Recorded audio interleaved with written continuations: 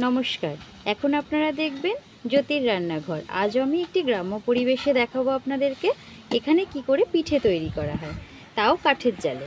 দেখুন, তার জন্য উনি এখানে নারকেলটাকে চিনি দিয়ে তৈরি করছেন, যেটা আমরা অনেক সময় গুড় দিয়ে করে থাকি। উনি সম্পূর্ণ দেখুন কাঠের জালেই করছে এবং এটা চিনি দিয়ে এর পুরটা তৈরি করা হচ্ছে। তার জন্য উনি এখানে সারা রাত্রির এই চালটা ভিজিয়ে রেখেছিলেন।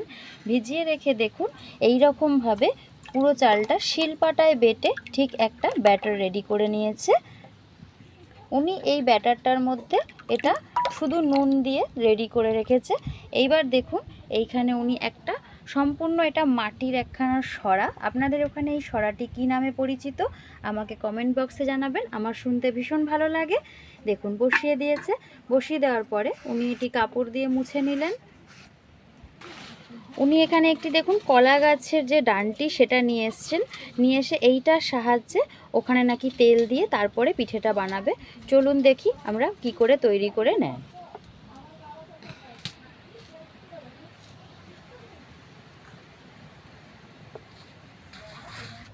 দেখুন তেলটা ঠিক এইভাবে দিয়ে দিচ্ছেন।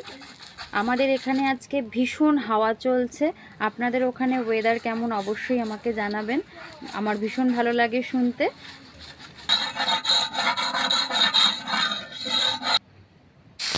দেখুন এই জলটা দেওয়ার মানে হচ্ছে এইটা ভালোভাবে গরম হয়েছে কিনা উনি দেখে নিচ্ছেন। দেখুন কত সুন্দর করে উনি দিয়ে দিচ্ছেন।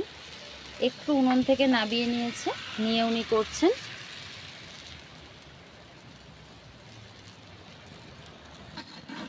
দেখুন কি সুন্দর করে তুলে নিচ্ছেন। দেখুন আর একটা পিঠ উনি উল্টে দিয়েছেন। আপনাদের ওখানে আপনারা এই পিঠেটিকে কি বলে থাকেন আমাকে অবশ্যই জানাবেন।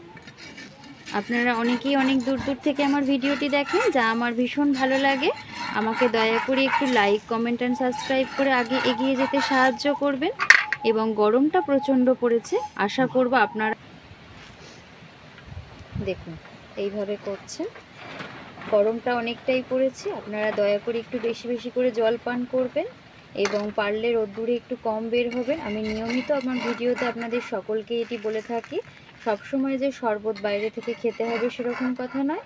হাতের কাছে আমরা যেটা পাবো, যেমন নুন চিনির শরবত আমরা খেতে পারি, সেটাও শরীরের জন্য ভীষণ উপকারী।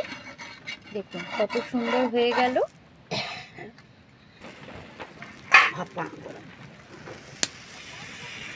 হাওয়াটা উল্টো পাল্টা দেওয়ার জন্য ভীষণ অসুবিধা হচ্ছে, কেননা সবসময় জাল কাঠের রান্নাঘর একটু খোলামেলা জায়গাতেই হয়ে থাকে। আপনারা কারা কারা উনুনের জালে বা কাঠের জালে রান্না করেন আমাকে একটু জানাবেন, যেটা আমার ভীষণ ভালো লাগে।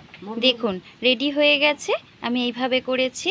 আপনারা আমার ভিডিওটি অনেকক্ষণ ধরেই দেখছেন, প্লিজ দয়া করে আমাকে একটু সাবস্ক্রাইব করবেন এবং আপনারা সকলেই অসংখ্য ভালো থাকবেন।